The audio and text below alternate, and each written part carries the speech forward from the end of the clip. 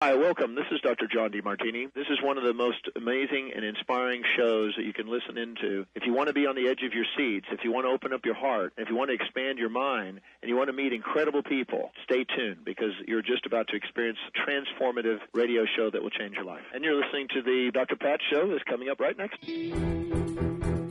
Welcome to the Dr. Pat Show. Talk radio to thrive by. Powerful, inspiring, and coming to you live, bringing you stories of people like you and me, busting through and living life full out. Get ready to dare to wonder what your life would be like if you knew you could not fail.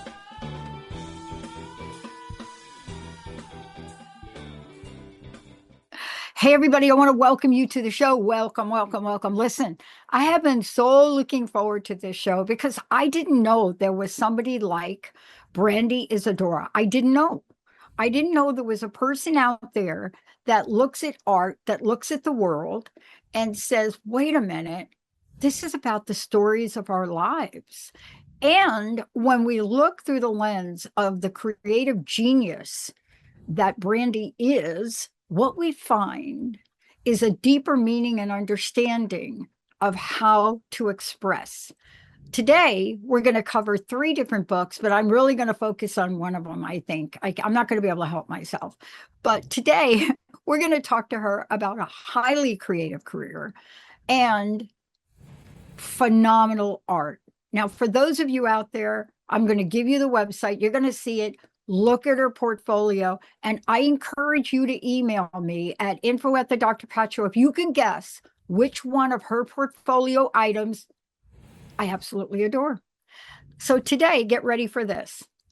Everyone has a story to tell. So true. But how do we tell them? Are we going to be inhibited? Are we going to be the people that said, oh, I wish I could have? Why am I not telling the truth about me? Well, I'm not creative. I don't have anything to say. That's not what this is about. Today, fasten your seatbelt. We're going to take a journey to one of my favorite things to talk about, tattoos. I actually have a diagram of a tattoo I wanted to get done. And we're going to talk about why people want to get them done and why people like me don't. It's so great to have you here, Brandy. Welcome to the show. Great to have you. Thank you. So I've been doing this for a long time, the Dr. Pat Show, and but it took me about 10 years for me to actually share my story in bits and pieces because I didn't understand that what the public really wants is to get up close and personal. So I want to ask you this. I can only imagine what it's like to be you, but yet I can't. And I want to ask you about your story. I want to ask you if you can recall the moment that you were touched by the genius of creativity. Wow. I think the first time I started getting into the arts actually started when I was about 6 years old. And I had chicken pox, and I had very fair skin, so I couldn't go outside and play with my friends for very long because I'd be sunburned. So my mother bought me this kit, and it was like little pieces of cardboard with designs on them, and it came with glitter, and you could glitter these beautiful illustrations. And I just fell in love with it. And then from there, I got into writing, and I just was always expanding my creativity. And so I think, my mother's also an artist, so I think there's a genetic component to it as well. But I was really fortunate that my parents allowed me to get into the arts and explore different forms of it. They also put me in dance as well. So, I had this very well-rounded education that included an emphasis on the arts. And that's where, I think it all started for me. Yeah. Look, for people who are not going to understand what I'm about to say, so there are books, and then there are books that hit you deeply in your soul. That's what I want to say to the audience right here. The 3 books we're going to touch upon today are, I just want to say, you can go to Amazon, you could look them up. We'll give you Brandy's website, the whole thing. But when you have a book called Tattletales, Tattoo Stories and Portraits, or The Story of Our Lives, or Mannequins, Stories of First Supermodel, when you're looking at this through the lens of such soul deepening art, something happens. It's not just reading a book, it's looking at a pathway, a blueprint to the soul. And I'm telling you this, Brandy, and some of the things I looked at in your book, I mean, it's like we're opening up a little portal into someone's soul. Do you know what I'm saying, or am I too far out there for you right now? No, I do understand what you're saying. I mean, the topics that I pick, I become so engrossed in them. I become very hyper focused. And I do pour, I feel like I do pour myself into these projects because I'm so passionate Yeah. about them. And you really have to be in order to be an artist because it is a long, arduous journey. And so, if you don't have that passion, it will feel like torture. So yes, I can totally understand that someone could get a feel for the artist through their works. Yeah. Um, I was watching a WNBA game the other day, and I was saying to my friend, "Man, I love her skin art." And my friend said, "What? What do you mean skin?" I said, "Look at her skin art. I mean, come on now. That is like the most beautiful thing you've ever seen." And it was full arm art, right? It was beautiful angel, right? Um, and my friend just looked at me, hmm, are you regretting not getting your back tattoo? And I said, I'm gonna talk to Brandy about that. But this is the question, right? People want to know, why would somebody get skin art? What is this powerful medium that tells stories that the English language cannot tell? What have you discovered about the why that people have? When I interviewed people, I got a lot of different responses, but one of the most common responses I got in regards to why people chose to get tattooed, it was to honor their loved ones, whether they were still living Mm, or they passed on. And a couple of times now, I've met parents who have lost their children and they have their child's face tattooed on them or have some kind of way to memorialize. And it's really touching because to them they carry that essence of their family member with them wherever they go. And this really hit home for me when, I don't know if it was last year, a couple years ago, the Palisades fires, in California, where people lost everything. And when I did the interviews for the tattoo book, one person said, I get to take my tattoos and my art with me wherever I go until I'm no longer breathing.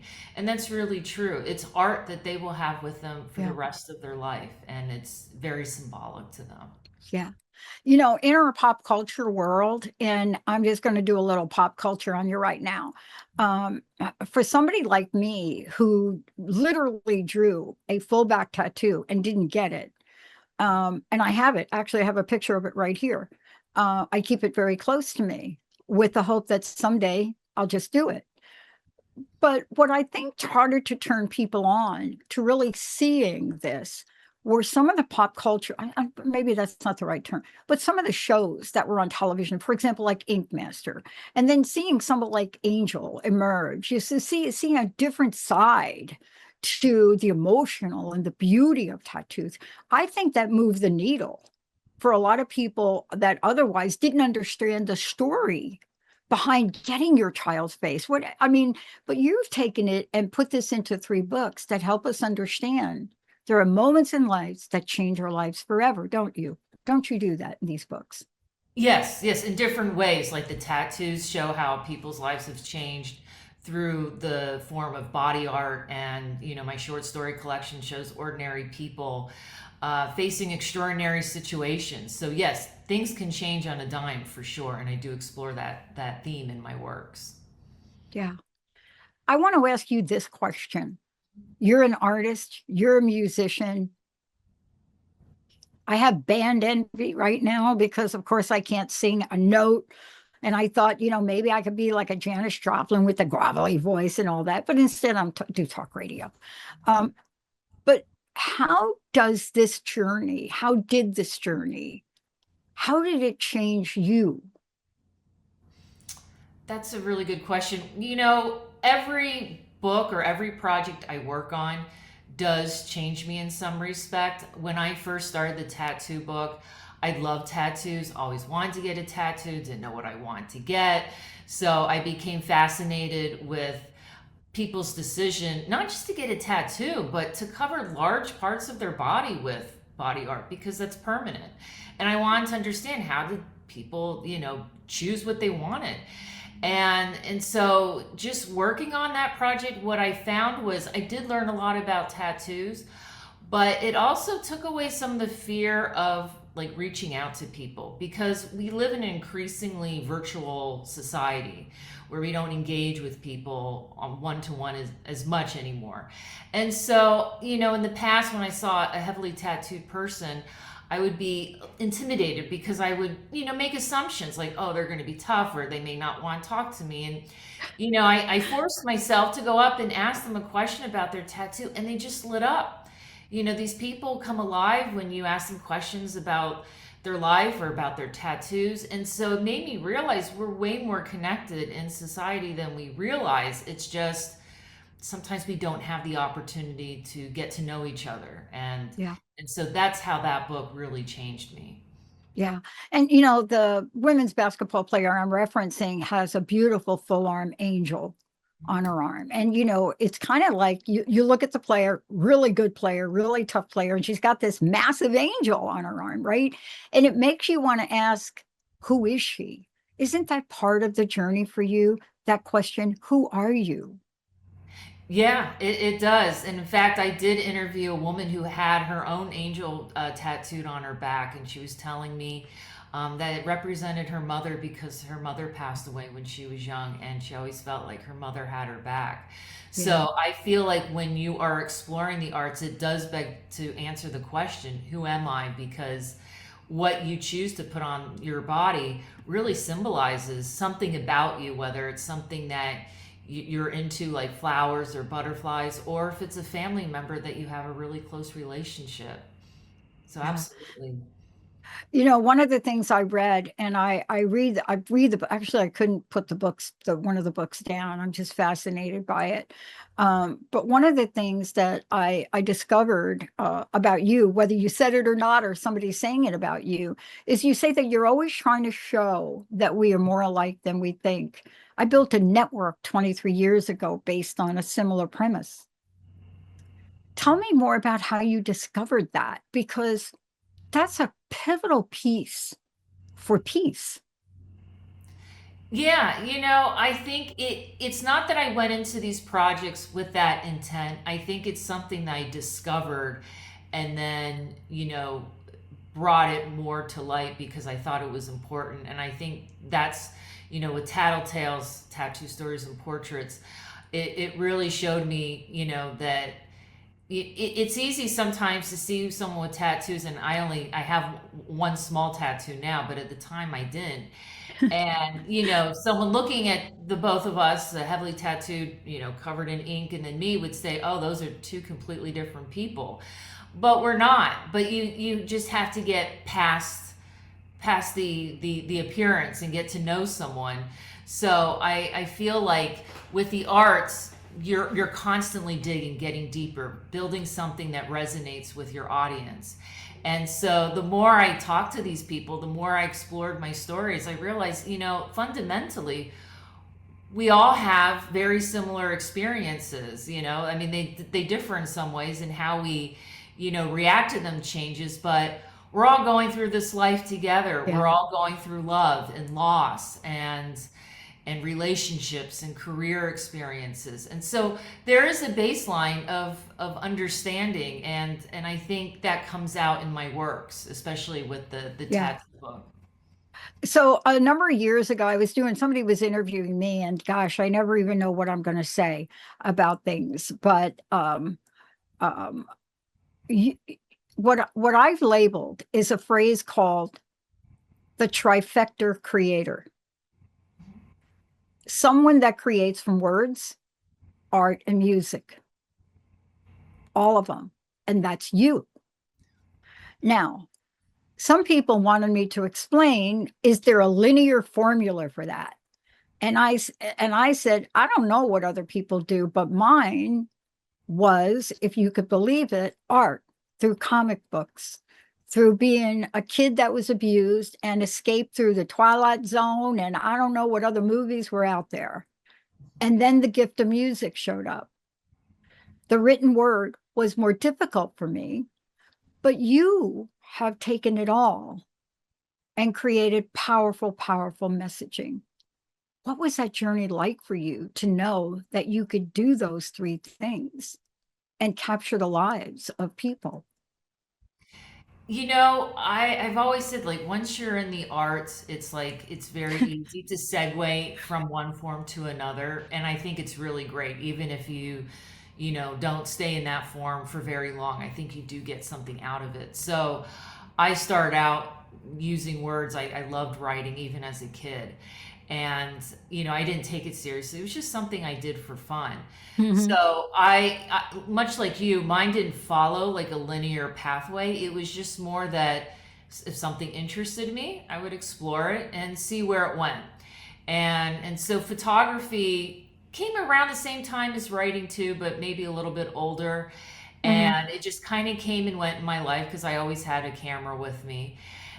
But music, ironically, did not start for me until I was an adult. I did not start playing an instrument until college. So that was much later. But I found even with that, my experiences as a musician fed the story. So it's like after a while, it just gets jumbled because they all kind of feed each other in this weird sort of way. But I definitely wouldn't say I had a linear progression. It was just more like I would dabble in this for a while and then it would lead to something else and it would just grow until finally I just realized I loved writing, photography, and music. So let's see how I can put this all together.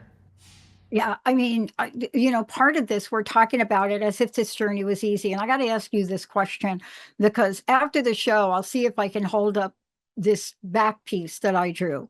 At a point in my life that I moved from the East Coast to Seattle. And when I moved to the Pacific Northwest, something changed. I mean, like I had like a soul makeover or something. I don't even know. Um, but there's a journey. Like in my case, I thought everyone would accept me 23 years ago, shifting talk radio to positive human potential talk, right? Not really. But when you come out and you do some of the art you've done and you express yourself, I think the public thinks everybody's going to love you, but yet you're exposing your vulnerability. And you really have to have some thick skin. What was that like for you? Because I've seen your art, and for those of you watching the show right now, I'm gonna give you the website, but you need to go look. You need to go look at Brandy's portfolio. I'm telling you, just look at this, because when you look at something like this, and I'm looking at you, I know you didn't get here because people started to send you roses every day. Right. What was that like for you? You're right about having or needing to have a thick skin. I got my master's in fine arts and creative writing about 10 years ago. And while I was there, we had to produce short stories or novel excerpts, something to bring to the workshop, and people would critique it. And it was quite brutal. And then on top of it, I was submitting short stories and stuff like that to literary journals. And, at first it's daunting and it caused a lot of anxiety. And I remember there were times I'd sit, behind my computer and I would just be so anxious because all I could think about was what other people are going to think. And this went on for a while. And then finally, it's like it ruined it. It ruined the arts for me because I was afraid to Yes. express myself. I wasn't being authentic. I was so consumed about thinking about what others were going to, or how others would judge me. And so I think what happened was after a while, I got exhausted from it. And, Exactly. I think time does help. And you just realize it's like, do you really want this? Or do you want to let these other people who you're never going to see again, um, impact your life this way?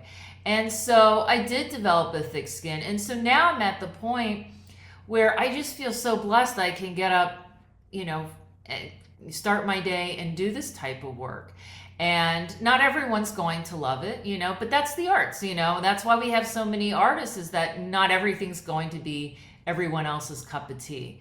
But if you really understand what you're doing and you can explain and articulate the reasons why you're working on your project, I Mhm. think it makes it a lot easier to deal with those criticisms, because at least you're clear Yeah. on what you're doing and you can stand by that. I was talking to Linda, the producer that books all these interviews for me, and she's like, Are you going to be on time for the?" I'm like, "I'm not going to miss this interview at all." And I was saying to her, "You know what, Linda? I have been encouraged to go get a photo shoot, right? Because I'm launching my Unstuckable brand. Unstuckable is a word I made up, doesn't exist, but I have to really accelerate the big brand because like everybody's copying it.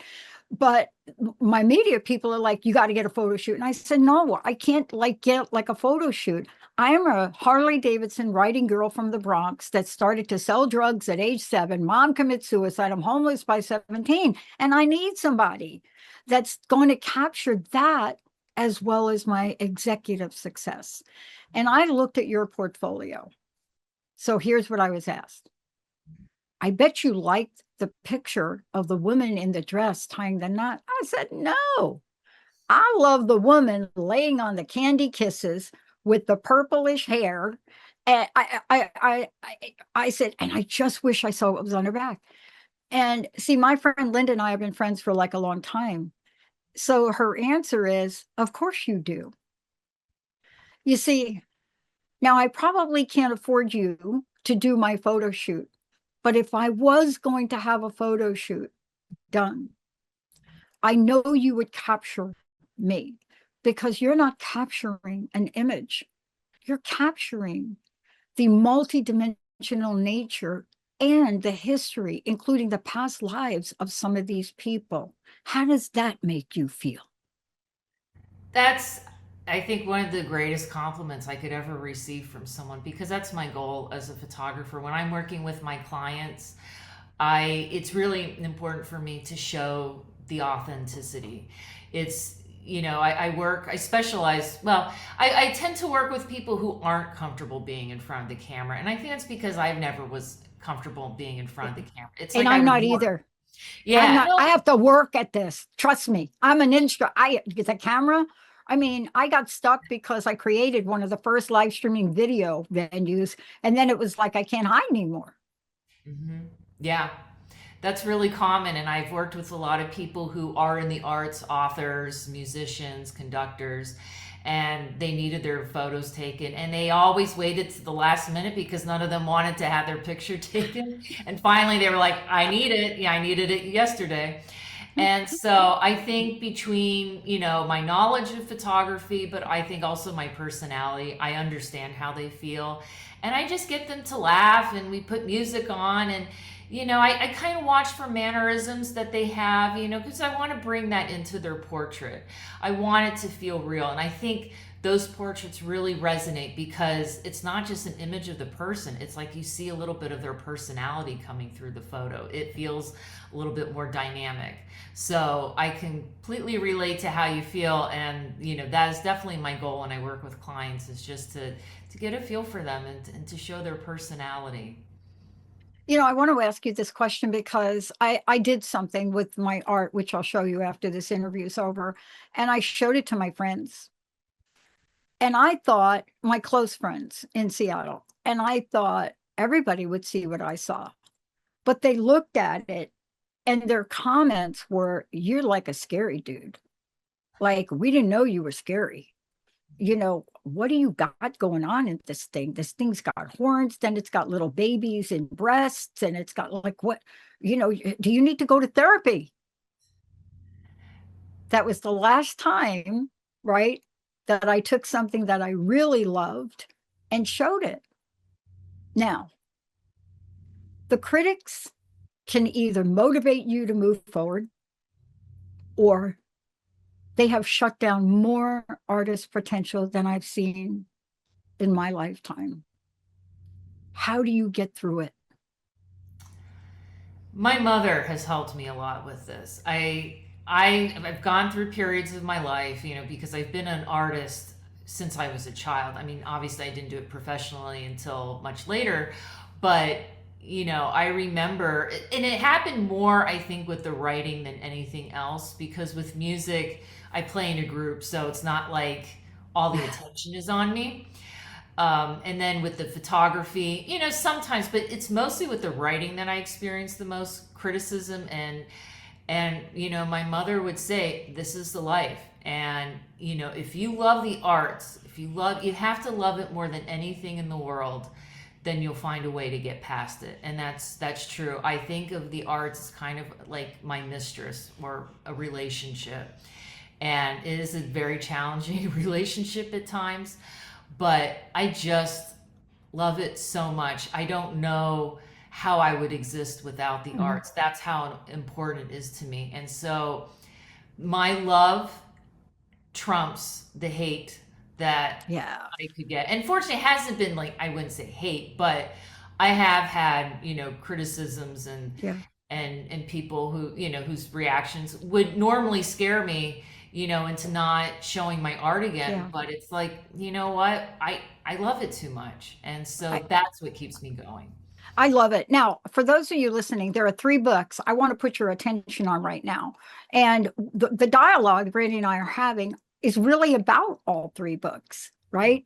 But for people listening, please tell them, one, how can they find out more about you? Because I showed my best friend a picture, and I said, that's me at age 5 in my grandpa's shack. And so what I'm trying to say is, what you've been able to do is have each of us relate to a part of ourselves without shame. So how do people find out more about you, your art? How do they get your books?